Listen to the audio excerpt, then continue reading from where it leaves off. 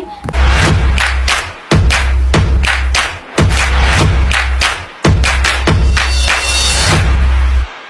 Halo guys, kenalin aku Ezar Dwi. Aku di sini lagi sama temanku nih. Nah, kita hari ini akan membahas sedikit tentang Gen Z sebagai generasi strawberry. Yuk kita dengerin pendapat dia tentang Gen Z sebagai generasi strawberry.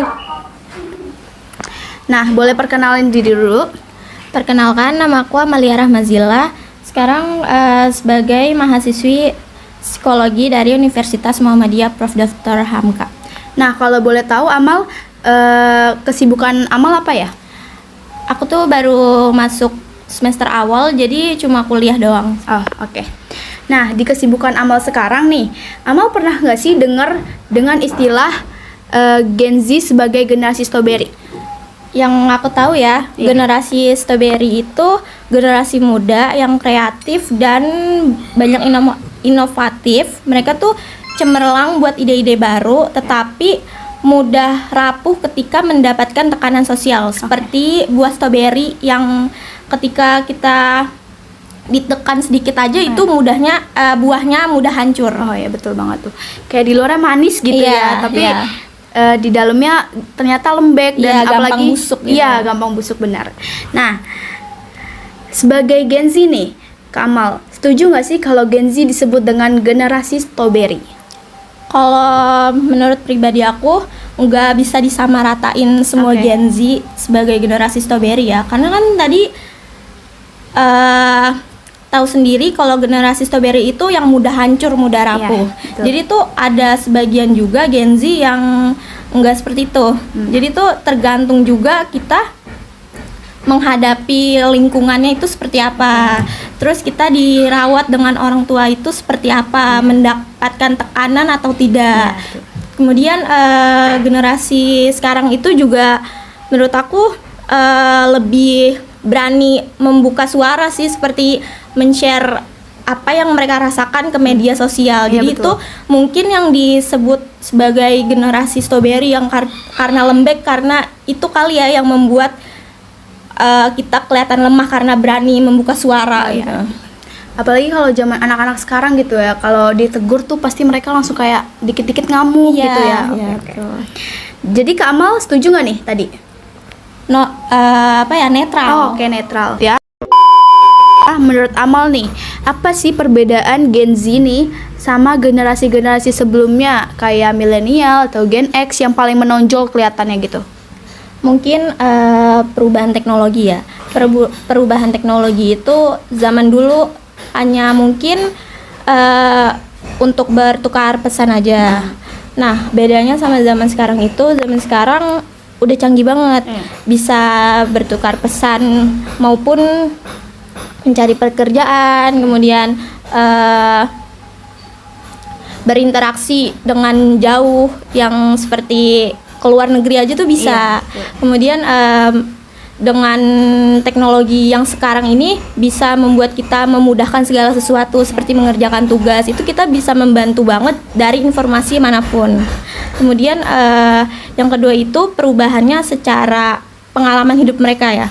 Kayak sekolah itu dulu, zaman dulu itu kayak mama tuh dulu sekolah jauh banget, jalan kaki. Iya, bener banget kan, apalagi naik gunung terus lembah.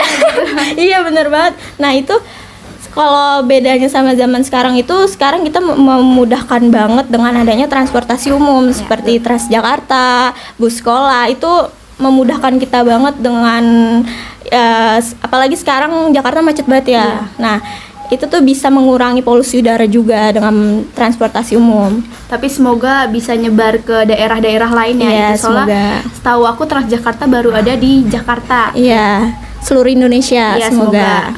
Kemudian kayak ekonomi sekarang itu udah berkembang banget. Memudahkan juga kita dalam hal apapun, dan kita tuh enggak sesulit seperti zaman dulu. Karena juga berkembang kan ya. Nah itu tuh juga bisa menjadikan perbedaan antara zaman dulu dan sekarang. Nah yang terakhir itu cara berinteraksi mereka. Generasi sekarang itu bisa berinteraksi dengan jauh lewat platform digital. Nah, kalau yang zaman dulu itu mereka tuh mungkin berinteraksinya secara langsung ya, hanya secara langsung aja. Jadi kenalan mereka itu tidak sebanyak yang zaman sekarang. Oh, ini ya relasi gitu Iya, ya. Zaman sekarang betul. anak-anak zaman sekarang udah gampang nyari relasi Iya, kayak lewat betul. TikTok, lewat apa gitu ya. Ya, mereka bisa berteman dengan lewat manapun. Oke. Zaman sekarang tuh kan lagi heboh banget ya dunia parenting gitu. Menurut Amal nih, peran orang tua penting gak sih buat mempengaruhi lembek atau enggaknya seorang anak itu? Kalau menurut aku penting banget karena itu peran orang tua mengajarkan anak itu mendengar apa yang mereka dengar. Kemudian anak itu bisa membuat perilaku apa yang mereka lihat juga. Iya. Jadi peran orang tua itu kayak satu, jangan terlalu memanjakan anak. Iya. Itu akan memudahkan mereka untuk mendapatkan sesuatu. Jadi tuh kita misalkan sebagai orang tua harus ngasih anak tantangan dulu untuk apa yang mereka mau, apa yang mereka capai. Nah, kemudian orang tua bisa jangan menggantikan waktu dengan uang. Oke. Misalkan orang tua yang sibuk kerja, Iya. itu kan nggak punya waktu ya, susah.